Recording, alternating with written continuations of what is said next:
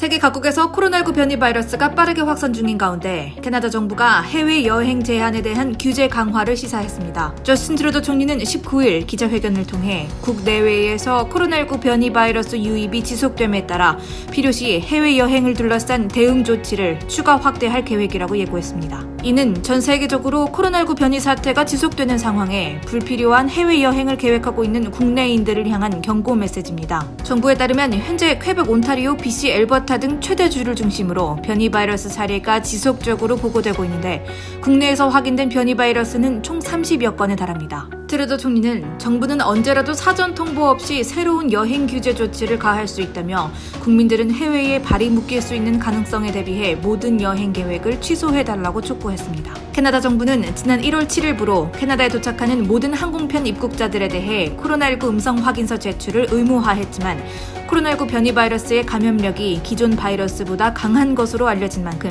감염 피해 예방 및 확산 방지를 위해 가급적 국내외 여행 자제를 촉구하고 있습니다. 해외여행 규제에 대한 국민적 관심이 높은 가운데 앞으로 트루도 정부가 국내외 여행에 대해 어떠한 방역 규제 카드를 꺼낼지 귀추가 주목됩니다. 다음 뉴스입니다.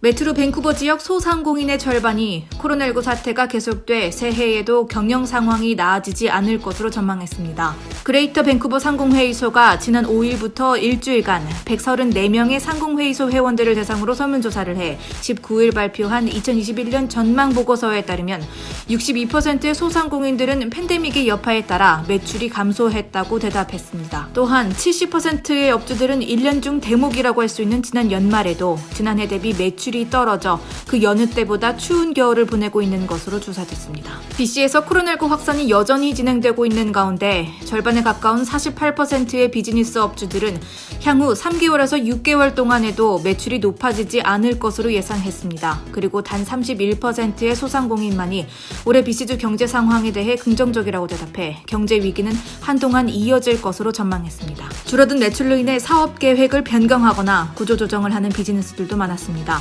업주 중에 33%가 계획하고 있던 프로젝트를 취소하거나 연기했다고 답했으며 직원을 해고했다는 비즈니스도 32%, 업무 시간을 줄였다는 업주도 31%였습니다. 또한 지난해 3월부터 본격화된 코로나19 사태 이후 36%의 소상공인들이 팬데믹 이후 비즈니스 운영 비용이 더 많이 들어간다고 답했는데 이는 방역수칙 강화로 인해 대부분의 비즈니스들이 투명 칸막이인 플렉시글라스를 설치하고 손세정제, 마스크, 체온계를 비롯한 방역 물품에 추가적으로 소비를 했기 때문으로 해석됩니다. 팬데믹으로 인해 매출은 줄어든 반면 운영 비용이 늘어나면서 소상공인의 어려움은 더욱 커지고 있는 셈입니다.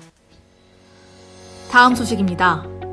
조 바이든 미국 대통령 당선인이 현지 시각 20일 예정된 취임 첫날 캐나다에서 미국으로 원유를 운반하는 키스톤 XL 송유관 허가를 취소할 예정이라고 캐나다 CBC 뉴스가 18일 보도했습니다. 바이든 대통령 인수위원회가 임기 첫날 행정명령을 통해 키스톤 XL 송유관 허가 취소 계획을 밝혔는데 이에 작년 파이프라인 확장에 15억 달러를 투자한 캐나다 엘버타 측은 이날 바이든 당선자의 발표에 대해 프로젝트 폐지가 사실이라면 미국의 법적 손해배상을 청구할 것이라며 캐나다를 존중한다면 최소한 캐나다와 먼저 이야기를 나눠야 한다고 반발했습니다.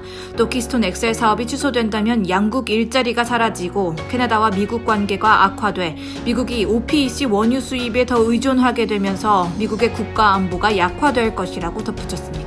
키스톤 XL 프로젝트는 캐나다 엘버타주 오일샌드 유전 지역에서 미국 텍사스주 정유시설까지 하루 38만 배럴의 원유를 운반하는 송유관을 건설하는 대형 프로젝트입니다. 2008년 처음 허가된 키스톤 XL 프로젝트는 원유 유출 등의 환경 문제로 2011년 다코타주에서 밸브 고장으로 유출 사고를 일으킨 이후 2015년 오바마 행정부로부터 공사 금지 명령을 받는 등 여러 번의 사업 중단 명령을 받은 바 있습니다. 이후 트럼프 대통령이 취임하면서 2017년 확장 공사 허가를 받았다가 2018년 미국 연방법원이 공사 중단 명령을 내려 사업이 자초될 위기를 겪었습니다. 현재는 트럼프 대통령의 허가로 작년부터 건설이 다시 시작된 상태인데 이를 두고 바이든의 트럼프 흔적 지우기의 중요한 첫 단추로 보는 시각이 많습니다. 한편 미국 주재 캐나다 대사 키어스터 헬머는 파이프라인으로 과거에 비해 현재 배럴당 온실가스 배출량이 크게 줄었다며 파이프라인 확장 공사는 기후 계획에 부합한다고 바이든 당선자의 이번 발표에 반박했습니다.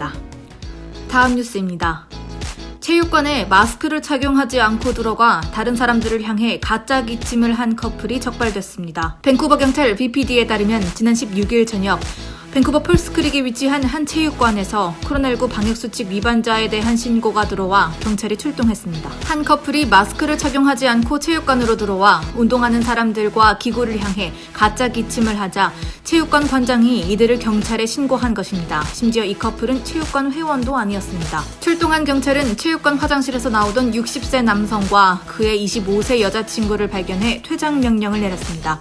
이 커플은 밖을 걸어가던 중 체육관에서 운동하고 있던 사람들이 이들을 쳐다보자 화가 나서 가짜 기침을 했다고 말한 것으로 전해졌습니다. 경찰은 코로나19 방역수칙을 위반한 이 커플에게 한 사람당 $230의 벌금 티켓을 부과했습니다.